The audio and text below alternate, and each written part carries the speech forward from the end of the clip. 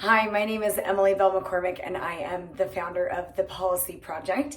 And our current project that we're working on right now is the Utah Period Project. And I'm excited to tell you a little bit about the progress we've made and some of the things we're working on. The main thing is a bill to get period products into public and charter schools throughout the state of Utah. So this would benefit kids grades kindergarten through 12th grade. And I just wanted to tell you a little bit about why this is necessary and why paying attention to menstruation, this kind of really basic fundamental need for girls, women, and all menstruators, is really inhibiting girls and women's and menstruators' ability to progress. So I want to start with just a couple stories that kind of illustrate the need, especially in schools, since that's our focus right now.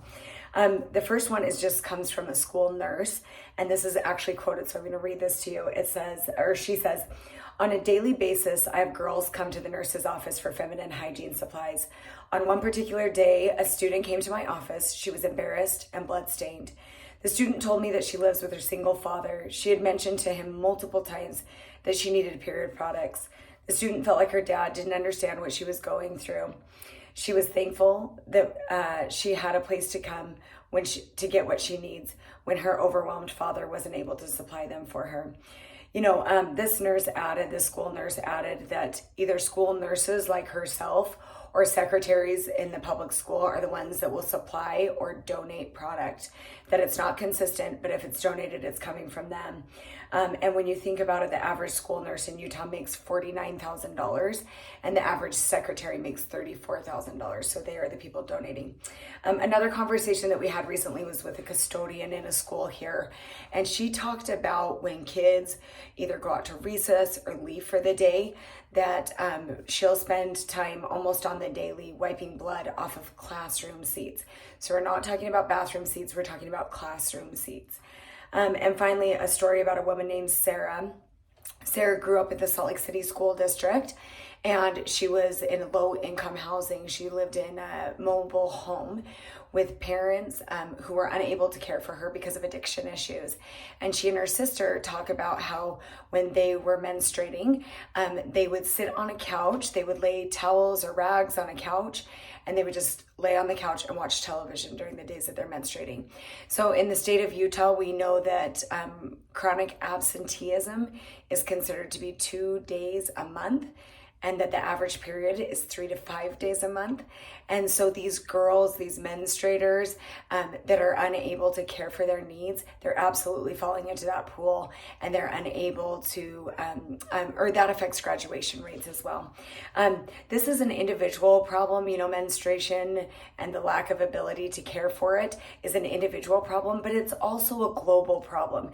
We know in the United States that 7 out of 10 girls and menstruators have either missed class or know someone who has missed class due to a lack of access to period products. So 70%, that is an astounding number. We all know someone, maybe we are someone who suffered because of that.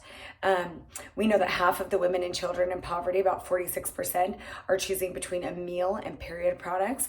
And then we know that 1 in 5 teens can't afford period products at all. So they're not able to access them, they can't afford them, they can't buy them, schools are not providing them. We also know that 10 to 15% of girls start puberty by age 7, which means you're not necessarily menstruating at that age, but within the next year to 2 years, you are menstruating. So that's age 8 or 9. It's so young.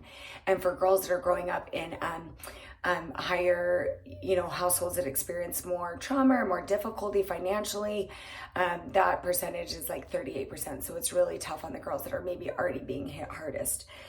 We also know that 90% of girls and menstruators start their period by age 13.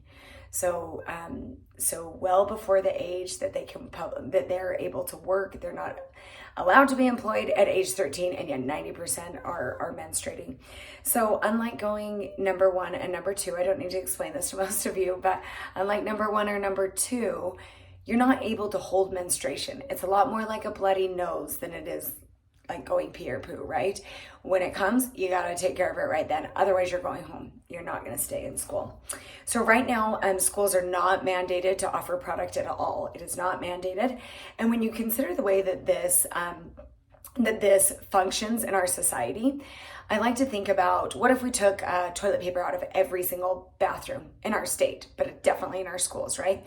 And then we say to the students, listen, if you need to go number 2, it's no big deal.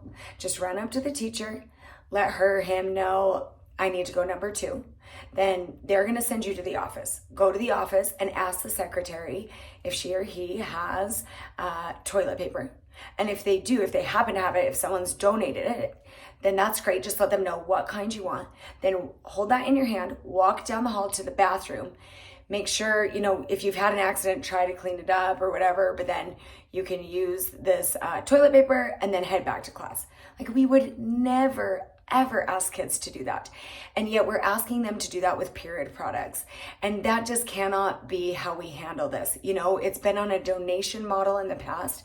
We would absolutely never ask for toilet paper to be handled on a donation model. It's like ludicrous to think of that. And so we really need to re-envision what a 2022 bathroom looks like. It looks like toilet paper. It looks like hand soap. It looks like paper towels or dryer. And it looks like period products for our menstruators. We've had a lot of support in this, and we feel so thankful. It's coming from everywhere. The medical field really is starting to see this as a public health issue. Almost ironically, because it's funny that we haven't talked about this as public health issue before. Half of the population experiences it for 40 years in her life. It's a long time, but we have doctors, we have hospital administrators, tons of people on board there. We also have people in education seeing this as an education issue, as we talked about, absenteeism, but also presenteeism, the ability to be present in those situations. So I think we've got a lot of support in that area. Also businesses, everywhere from tech to food service to fashion. We've got a lot of businesses that are recognizing, maybe they have a role in this too. Maybe they need to be supplying it in their bathrooms for their customers, for their employees, etc. And the message is resonating so much. We also have a lot of interest from people out of state who are really wanting to get this done in their own states. So we're going to start working with that and really hoping that Utah can lead the way in this effort, that this is beyond, that it's just time, that this is an issue. I think the most interesting thing about this is just, it's rare to be able to work on an issue that is so basic, so fundamental, and yet has such an easy fix.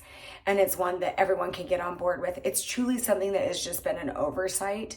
There's obviously a lot of history to how this kind of menstrual equity has gone down in our state and in the country and in the world. It's a fascinating thing with women's health and how it intersects with policy. I'm happy to talk to anyone about that anytime. But we're really excited to be able to work on an issue like this. It's just so fundamental and so important.